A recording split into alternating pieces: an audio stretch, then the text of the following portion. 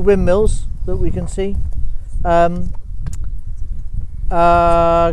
from here it goes down into the valley in front of us, into the valley over here, up the other side, through the field with the sort of near ground cows, up to the windmill, across from the windmill to the 3 fields along the ridge line there, up to some allotments which we set up in 2009, and then back down again into the field with the twin power poles in, next to the other herd, which is the dry cows at the moment, then down into the valley where the beavers live.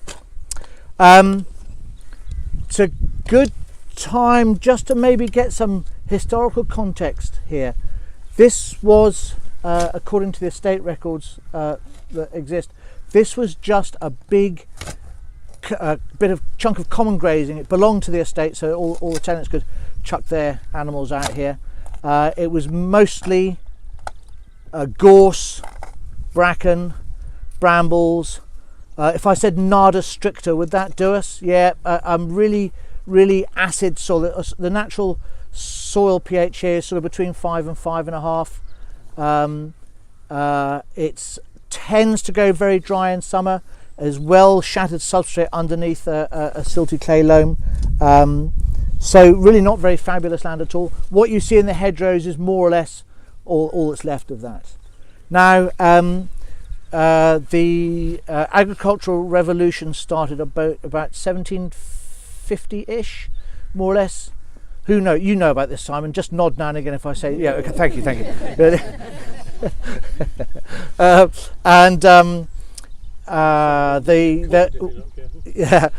Well, that'd be good. There's one of the critical things that they sort of found out in that period was if you add lime to acid soil that won't grow anything, you can turn it into something which will grow things quite adequately. And it happened a bit later in this part of the world, in the agricultural revolution sort of times. We think roughly most of the enclosure here was about 1830-ish. We can't be exactly sure, but around about that kind of time. And that's when the first buildings were built here. And there was a period, really strange to think about farming today, but back then, in that period, say from 1750 up to about 1880 or 1890, farming was actually profitable.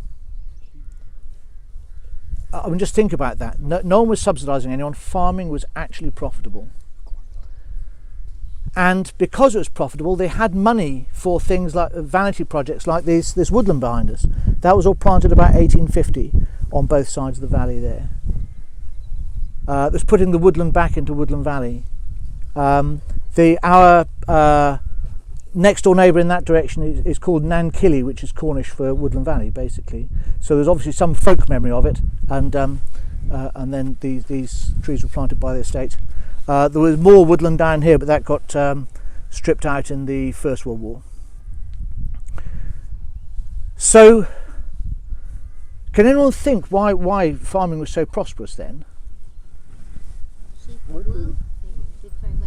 Well, wool was a really big thing, certainly in some places. I think the main thing, or the main things were, the economy was booming. You know, that's when the Industrial Revolution came in, early part of the 19th century, and people were moving into towns, working in factories. The population was beginning to grow. Infant mortality was possibly down a little bit, and life expectancy may be growing a little bit, and the population was growing. And we were constantly fighting wars with the French, so we couldn't get grain whenever we wanted to do from France. But farmers still weren't paying their labour very much, so they're keeping their costs low. Yeah, that's also probably true. So, but you know, we had the beginnings of crop selection or seed selection. We had the beginnings of really intelligent livestock breeding and so on, and things were booming. And there's only one thing that really wrecked it, and that was the fruits of the Industrial Revolution, which were the steam trains, steamships, because we could suddenly get reliable passage of all sorts of goods from the Empire and from North America. Also, we'd just about by then collectively managed to wipe out the North American Indians and the Aboriginals in Australia and so on. So there was lots and lots of free land on essentially really good soil. So we went from being a complete boon to being a complete bust by the time we came around to the end of the 19th century. 2 golden periods for farming, the First War and the Second World War, and then into the subsidised world since then. And I don't suppose there are many people here who actually return the cheque to the RPA when they get it. You know, if it wasn't for the cheque, we'd all be in the poop. So I did say when I was actually daft enough to be a member of the NFU, I did say to them, you know, no point worrying about farm gate prices if you can't bother to invest in a couple of U-boats, and nothing's ever going to really get better. But they didn't think that was a very good idea.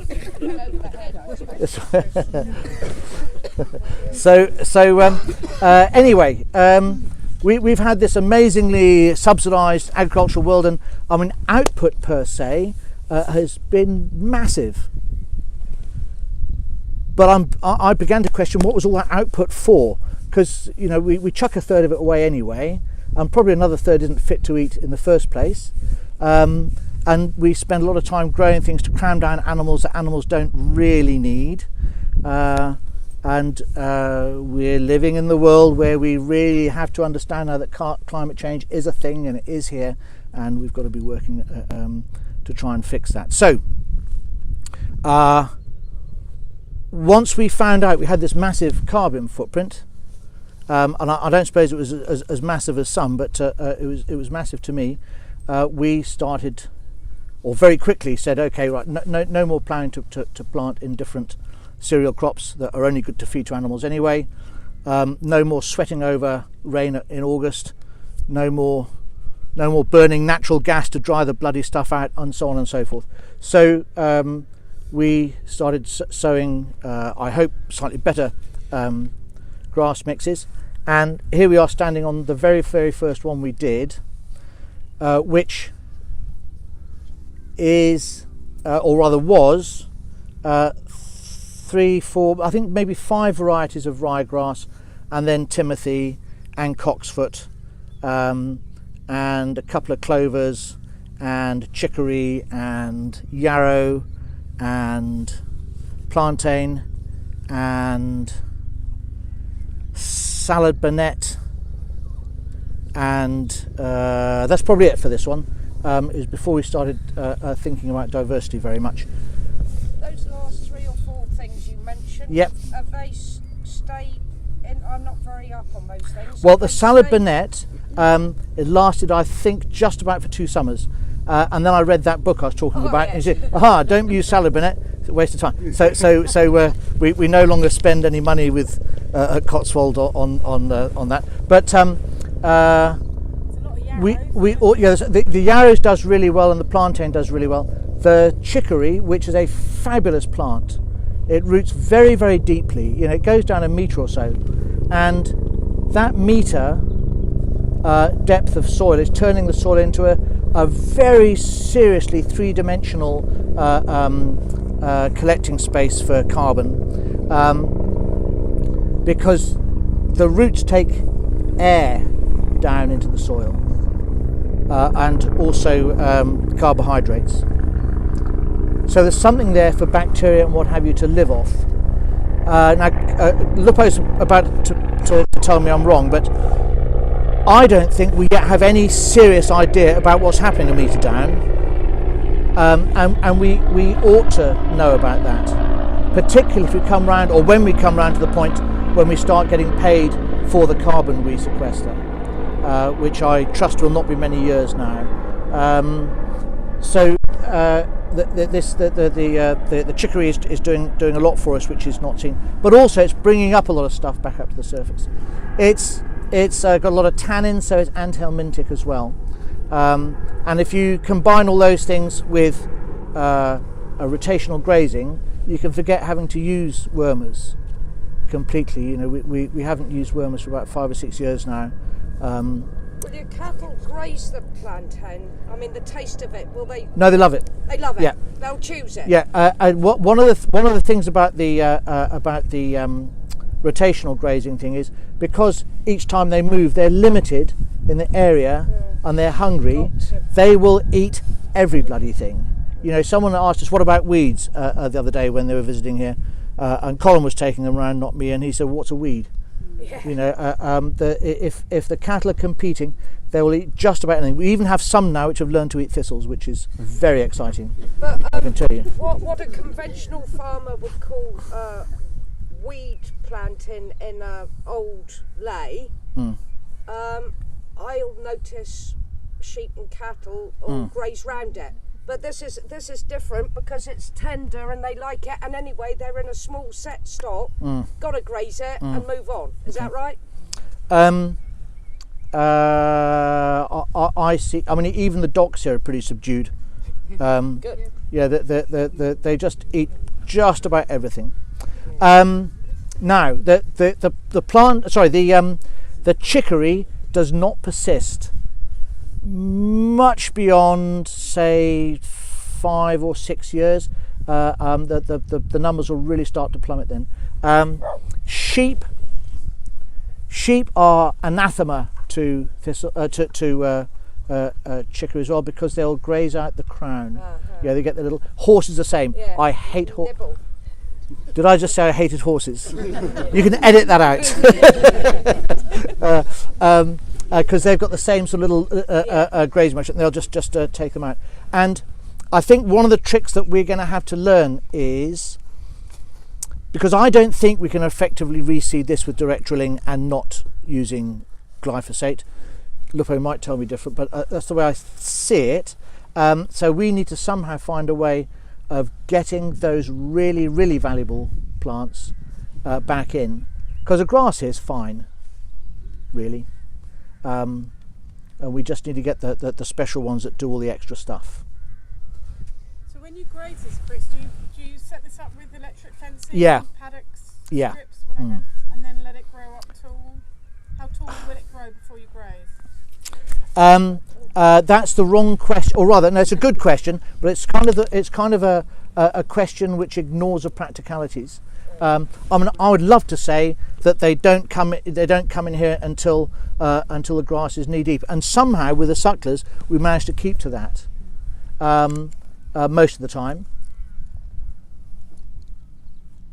Now, and that wasn't us saying, okay, we won't let the cows in there until it's knee deep. It was just that's how fast everything was growing and how little they were consuming, if you like, on a day-to-day basis. Now, the dairy cattle, admittedly there are more of them, and also we're sitting on the tail end, I hope the tail end, of a really serious drought. We had last winter when the cattle went out, last spring when the cattle went out, it was bloody snowing, and the grass growth was really, really, really limited. So we hammered our first cut. So we were on the back foot ever since, and I imagine we're not alone in that. What was I going to say? Yes. So people often ask, when is the right stage to put them in? The right stage to put the cattle back onto this bit is when they've eaten the last bit. And I'm afraid, and you know, I'm hoping as we get an average sort of year this year, and we get some rain in every month, we'll actually be able to build up enough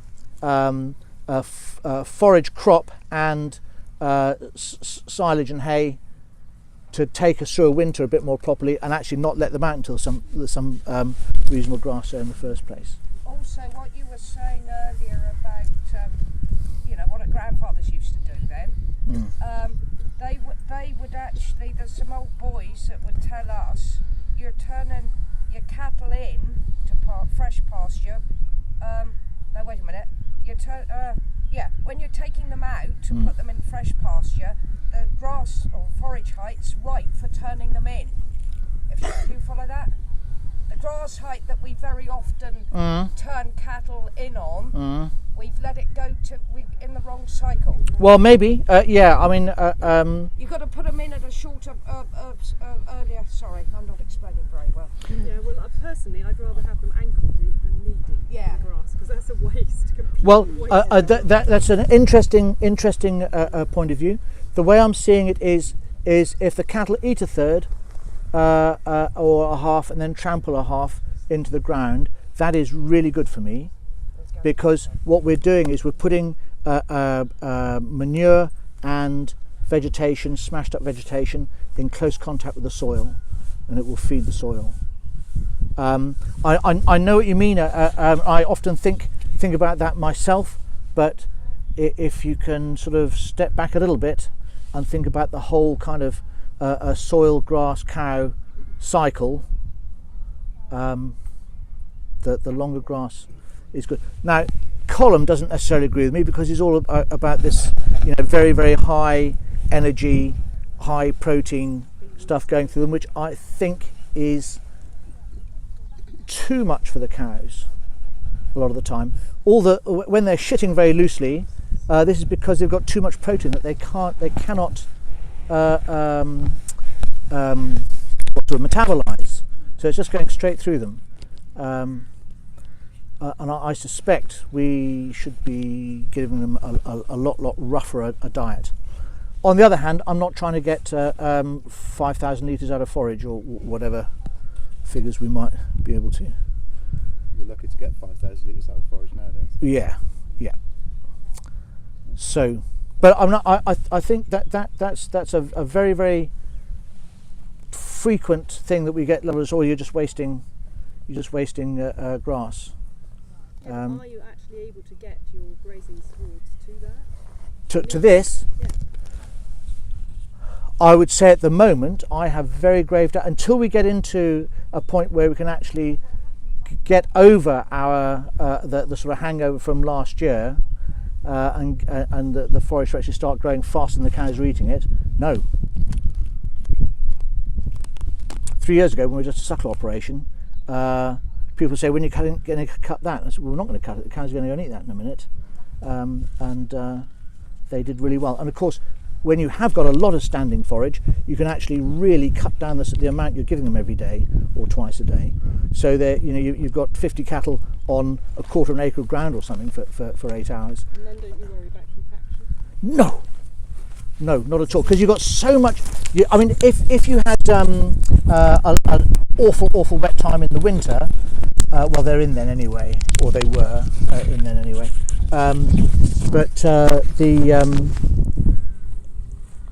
In normal kind of grazing season weather, there's so much soil activity, because it's warm and they're being fed a lot.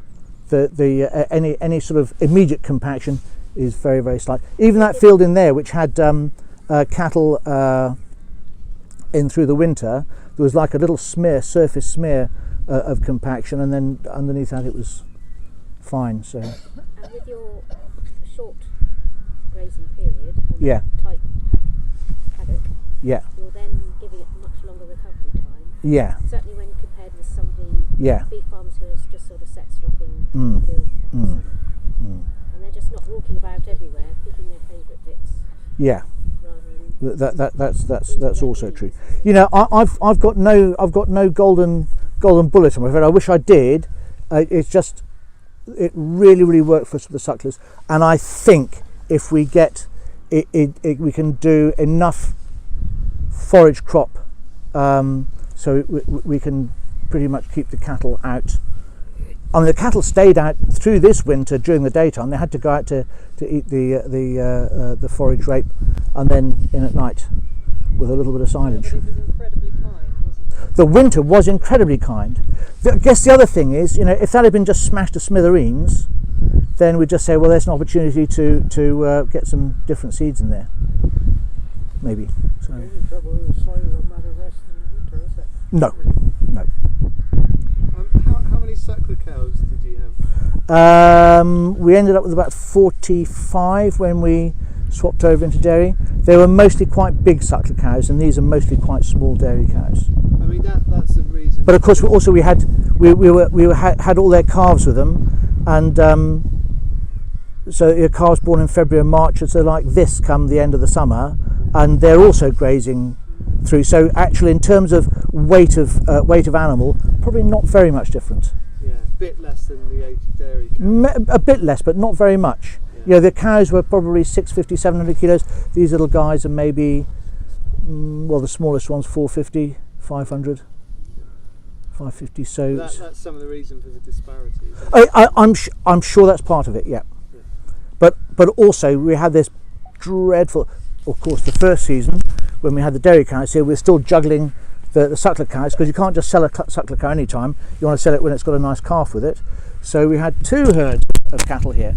There we go. Anyway, shall we just have a think about ecosystem services?